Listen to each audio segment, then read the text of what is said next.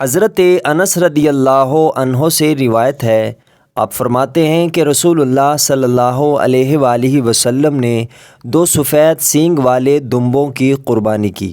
حضرت سیدنا انس رضی اللہ عنہ فرماتے ہیں کہ میں نے خود دیکھا کہ آپ صلی اللہ علیہ وسلم نے ان دونوں کو اپنے ہاتھ مبارک سے ذبح کیا، اور میں نے یہ بھی دیکھا کہ انہیں ذبح کرتے وقت آپ صلی اللہ علیہ وسلم نے ان دونوں کی گردن کے ایک پہلو پر اپنا پاؤں مبارک رکھا، اور آپ صلی اللہ علیہ وسلم نے بسم اللہ اور اللہ اکبر بھی کہا تھا۔ صحیح مسلم حدیث نمبر 5088۔ ام المؤمنین حضرت سیدہ عائشہ صدیقہ رضی اللہ عنہا فرماتی ہیں کہ رسول اللہ صلی اللہ علیہ وسلم نے حکم دیا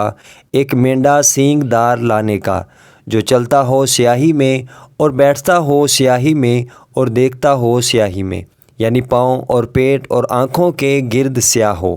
پھر لایا گیا ایک ایسا مینڈا قربانی کے لیے۔ آپ صلی اللہ علیہ وآلہ وسلم نے فرمایا، اے عائشہ چھری لا، پھر فرمایا تیز کر لے اس کو پتھر سے۔ آپ فرماتی ہیں میں نے چھری تیز کر دی، پھر آپ صلی اللہ علیہ وسلم نے چھری لی اور مینڈے کو پکڑا، اس کو لٹایا، پھر اس کو ذبح کیا، پھر فرمایا بسم اللہ، یا اللہ قبول کر محمد صلی اللہ علیہ وآلہ وسلم کی طرف سے، اور محمد صلی اللہ علیہ وسلم کی آل کی طرف سے، اور محمد صلی اللہ علیہ وآلہ وسلم کی امت کی طرف سے، پھر قربانی کی اس جانور کی۔ صحیح مسلم حدیث نمبر 5091۔